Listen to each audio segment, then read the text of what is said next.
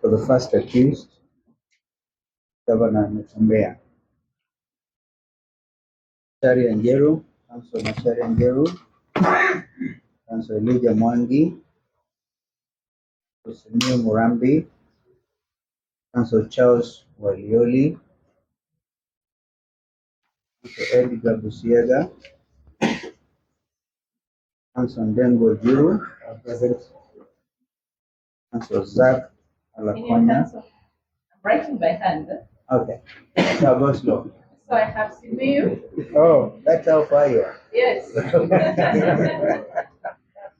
In a long Yeah, Sumia Murambi, Charles Walioli, Your Honor, I'm present. Edgar Busiaga, present. Debwa Njiru, Present. Zach Alakonya, Present, Your Honor. Nakurenya Eric. Present, Your Honor. Majabukusu ne. Nakurenya Eric, Your Honor. Jacob Situma, Ken Nyaudi, I'm present, Your Honor. Ken Echesa. I'm present, Your Honor. I think that is the list I have for now. Good morning, Your Honor. Yes. My name is Owiti. I am present. Sorry, Your Honor, before my colleague, we have also with us my learned brother, Eugene Wamado. Present.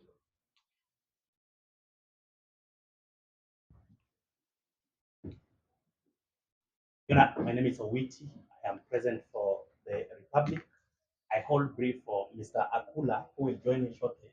And I also hold brief for Mr. Elfas Ombati. We are together with Mr. A matter that has attracted national attention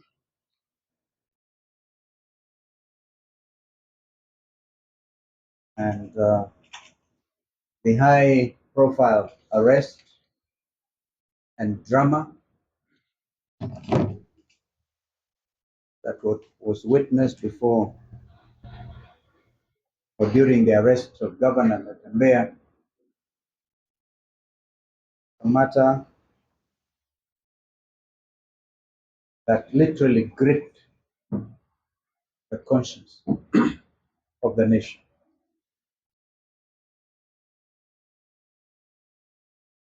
Majority of the Transoya residents whose governor is arraigned before this court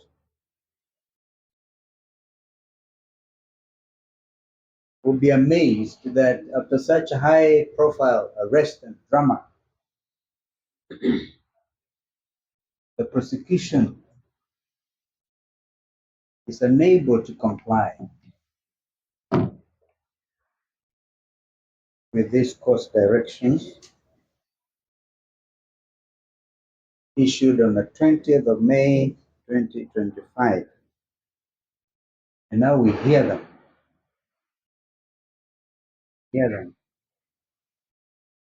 taking more time in order perhaps to consolidate their designed political persecution. I will allow Councillor Machari and Jero to give particulars of our situation. Thank you, Your Honor.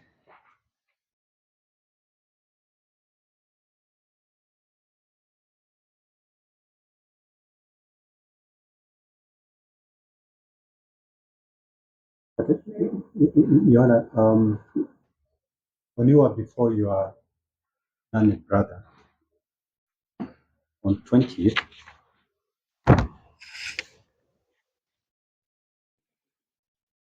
an order was issued allowing the investigating officers from EACC to visit the county offices.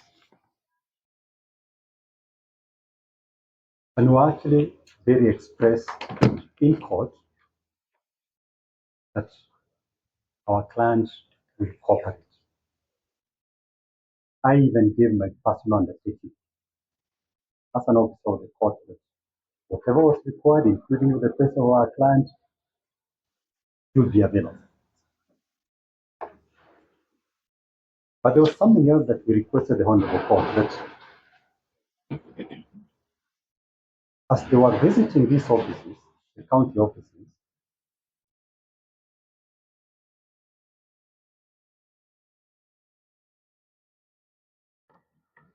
that we be notified so that council would also be present to avoid tampering and even possibility of planting evidence.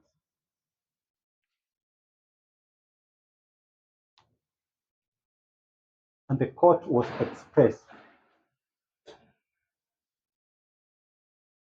in these orders that they do notify us and council be present. In fact, even the prosecution itself say that they will do that.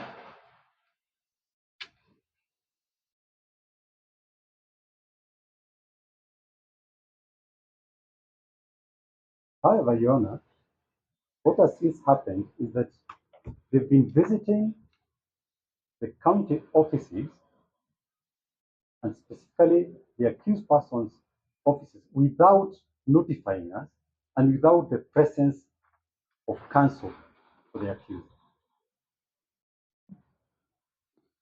That is from 21st of May to date.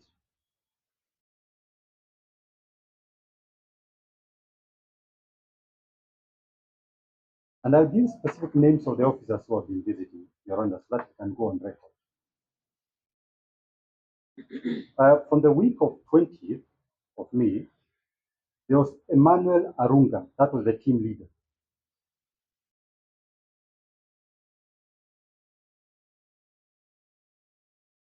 And he was accompanied by the following officers. There was James Ifua, there was Martin Mbuvi, there was Ferdinand Kiwanuka, and Mr. Arunga.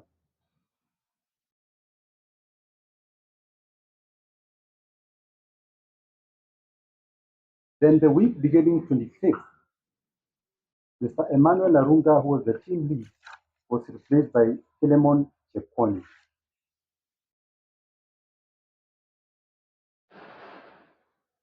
So, you know, the question that begs the answer is why did they want to visit those offices and refused to notify us to ensure that this presence of the accused counsel.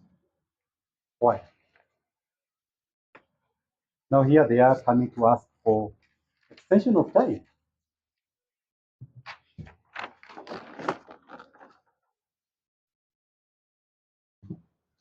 And in fact, on the 22nd of May, 2025, a letter was expressly written by accused counsel to the Director of Public Prosecutions, and the letter is here and is stamped.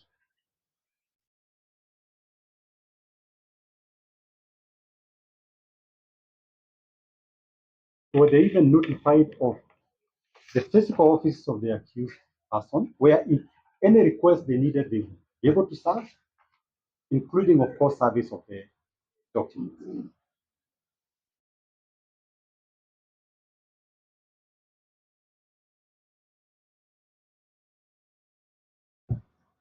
Now, the other question, Your Honor, we need to ask ourselves, by the time you are charging an accused person, surely you must have collected your evidence. Because the drama with which they did it, he was arrested early in the morning. That was on the 19th. Statements written the same day, even charge and caution. He was hauled into the cells. He was even not even access to toilets. He was treated like the worst criminal you can ever think of. You'd almost think that he's the worst terrorist, threatening peace and security of the country. Somebody who had been responsible for security of this country for many years. Brought to court the following morning. Now they are saying that they are looking for evidence. That's not the way the criminal justice system is supposed to work. Where you charge, then now you start looking for evidence. Where you've been given time up to that of June, we've written to them, telling them that we are ready. They don't even respond. Now they come to court and seek for more time. I mean, that's travesty of justice. And Your Honor, what the prosecution needs to understand, they've had their day outside the court where they could harass the accused person. Sorry, Your Honor, we object to that line. The prosecution is in no business of harassing any accused person. We don't arrest. The objection is that the line is making is not agreeable. We do not arrest. We do not arrest anyone. We cannot harass. Maybe he was referring to someone else.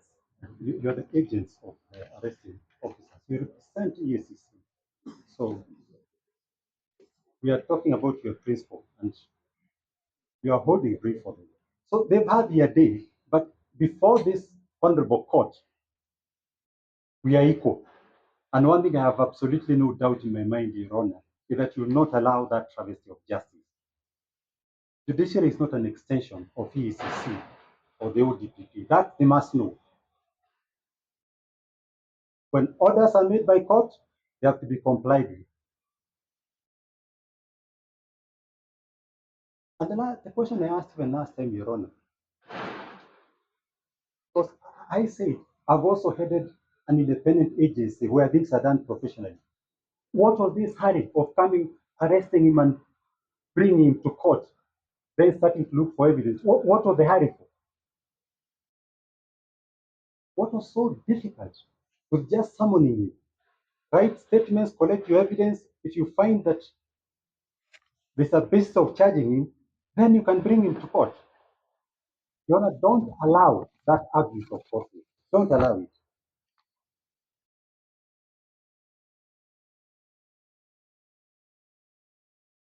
Now, Your Honor, we have other issues that we don't raise about the inventory and also items that were recovered from him that we want, and also dispensing with the mention. I don't know that I should make that application now, and we restrict ourselves first to the issue of the application for extension of time. Even before service. Sorry? You have an issue with the inventory even before they start. No, there are items that they collected, including his personal items, which are personal, even his certificates, which really they can't say that his degree certificate that they are going to present it. Yes, I want to make an application on that. Also, the issue of even his firearm, they picked it. I don't know what they want to use it because at least there's no charge for murder that he has used this weapon to murder anybody. So the item that we want back, we want to make that application.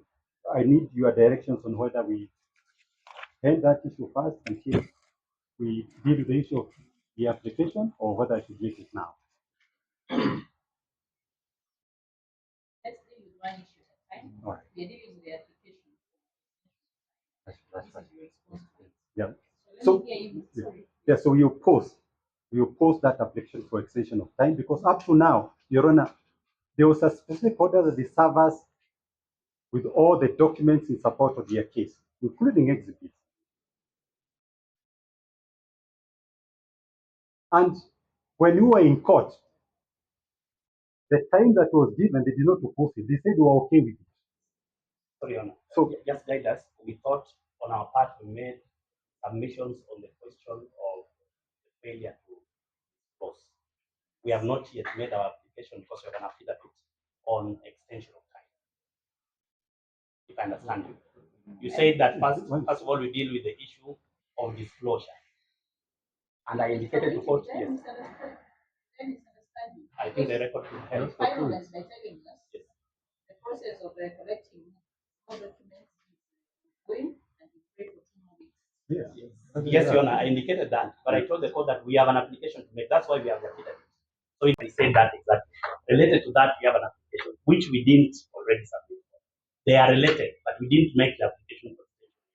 And understood you to be seeking time for disclosure. Yes, but we haven't made the application proper because we've not told you anything on the affidavit, have we? This affidavit that you brought to court today, yes, which have also not seen. yes. So we have to make an application. Hold your horses. Let me read the let me at least read the application. When it comes to purported application. Okay. Very well. So in a brief reply, Your Honor, the threshold of charges were met when the accused person number 1 was brought before court. And therefore, there cannot be a question of arrest before investigations. There had been investigations, the threshold to charge, the evidential threshold, together with the public interest thresholds were met. And the DPP agreed with the investigators, thus the charges brought before your brother. Secondly, just to allay the fears,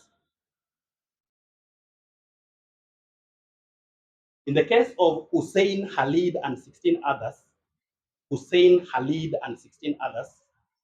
versus the Attorney General, this is available on Kenya Law Reports. I'll give you the and 16 others versus the Attorney General and 2 others. This is petition number 21 of 2017. The Supreme Court of Kenya, in a nutshell, said that investigations and disclosure is a continuous process.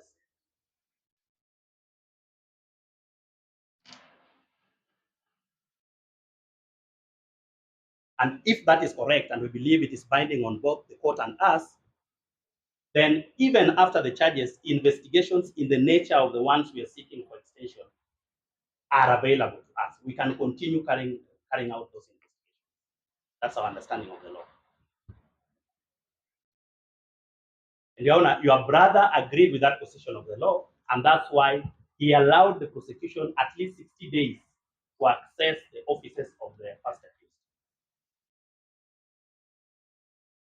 You've not been told that those 60 days have expired. In fact, they have not expired. He allowed you 60 days to access the office. At least 60 days, because that's why he was barred from accessing his office for at least 60 days. The headquarters. Just to be clear, was that order to bar the accused from accessing the office, or was it for you to access the office? Just to be clear. What do you mean, Your Honor?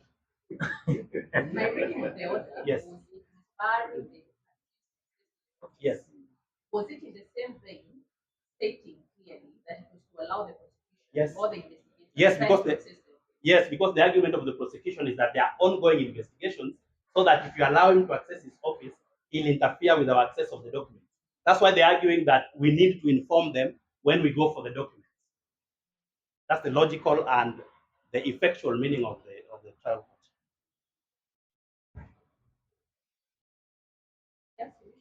Yes, Yona, we have written to the county secretary towards access of those documents. There is, we believe, an interaction and communication route between the county secretary and the first accused person. It would be probable that the county secretary can inform the first accused when documents are sought from him, because there are documents we don't need to go and pick from the office.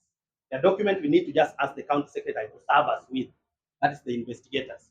For the documents in the governor's office, which we will go to pick, and when I say we, I mean the investigators, on that day when we need to get to the office, we shall notify council.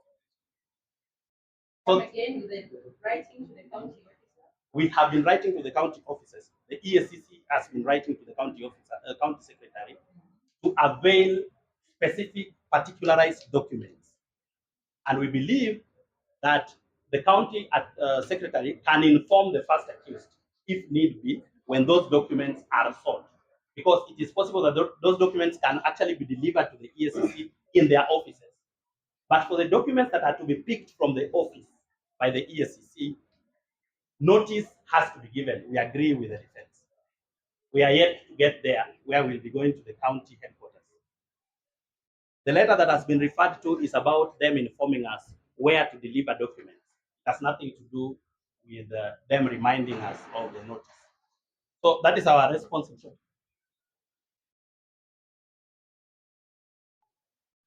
Yeah. That is the only application. So that we are clear. There are two other applications pending in the week. One that Mr. Witty promises is supported by this. I want to see the formal application. So please file a formal application, attach your documents. There is also another application, I think, Councilor Sharon James is preparing, waiting.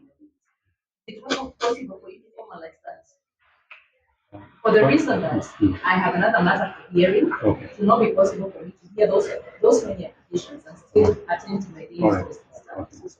So perhaps I can give you another date to come for us to hear those other applications. Yes. But for now, let me give a ruling on the issue of delay, particularly of the discovery. That's it. We are guided. We are most obliged. So please take this back. Oh, no, sorry. The affidavit can stay. Yes.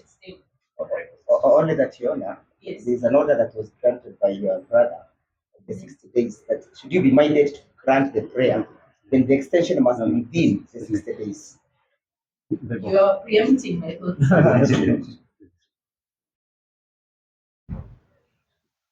Dispense with that bit, Your Honor.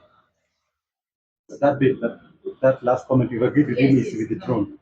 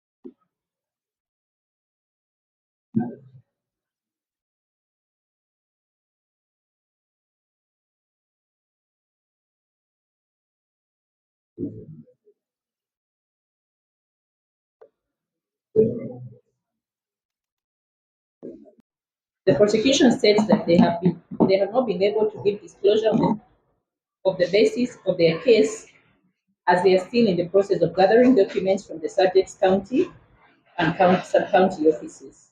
In the same vein, the prosecution also states that with the information they had gathered, that they had gathered through the investigators, the threshold for the prefiring of charges was met. Further, that the decision to charge was well within the ODPP's policy on the same. The application is opposed by counsel for the defendants. They state that the delay caused in the disclosure taken in light of the clamor around the first accused's arrest is a travesty of justice. The defense also protests that the subsequent visits by the investigators to the first accused office and county officers, first accused office and county offices, have been done without disclosing to the counsel of such visits. They are apprehensive that the surreptitious visits may be used by the investigators to plant evidence against their clients. The court did give thorough directions on disclosure. It is clear that the prosecution has not been able to do so. Although they state that they were given an onerous task on the nature of the disclosure, it is imperative for all parties to ensure that they comply with the court orders uh, as strictly as possible. The rights of the accused and the interest of justice demand it from all the parties. That being said, and even taking into account the decision of the Supreme Court in Hussein Khalid and two others versus the AG on the matter of disclosure being continuous, and having reached the decision to charge, it would follow that the prosecution had reviewed a number of documents and witness statements already in their possession. Those documents and statements ought to have been disclosed by now. This is regardless of their liberty to give such further disclosure as and when it may come into their possession as the matter goes on. I therefore direct the prosecution to comply with the orders of disclosure as were made by these courts on or before the 16th of July, on or before the 16th of June 2025, when this matter is to be mentioned again for further orders. Both parties have alluded to several other applications which they wish to present before court. I direct that such other applications that will be formally filed and served in any event on or before at least 7 days before the next mentioned date, which is on the 16th of June 2025. Now, this date was fixed in your absence, I know. There was the second accused was to be presented in court on that day. So perhaps if there are any issues that would make it onerous for you to come to court on that day, I may hear them now and for us to consider whether we move that date. You know, we've already agreed that we dispense with the personal appearance of the accused, okay. for all the missions. Save of course. No, you should not go on record. Okay. Yes. I make the application. I've spoken with him, he said it's okay, that's why we are cancelled. Why? By the way, let me make the application. Okay, just a minute before you make the application. Are we agreed on the 16th for the next mention? Yeah, that's fine. It's up to you. Okay. And for you to Mr. Wisi, 16th, Yes, okay. yes. Now, on the issue of attendance of the accused, first accused particularly. Yes. Uh-huh. Yeah, you're making an application. Yes. And dispense with personal appearance and dispense the missions. Yeah. Firstly, of course, it's not necessary. But as and when it's required to be a person giving our undertaking, we ensure that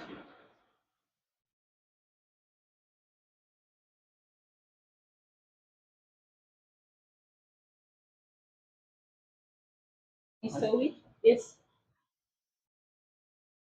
Your Honor, perhaps before Mr. Wheat speaks, Yes, Mr. Nyaundi? I'm on record for the first accused. Yes. I think we have offered the second accused. Mm. And we appropriate they travel the same distance Mm. from Nairobi, Mhm. and any order you make and that you mentions also that apply.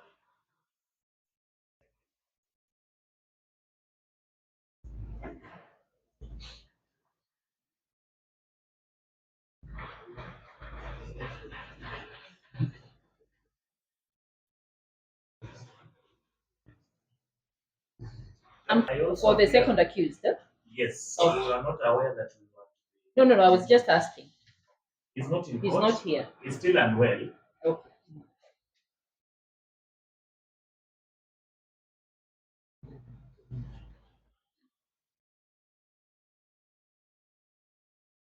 How which you may Yes, in respond. response. Your Honor, yes, I in fact gave an indication that we may not oppose, but I then conferred with the colleague as is required. And we have the view that we could have the middle ground of during the mentions at least appearing. That would be our concession. From wherever he is, he could appear virtually for the mention.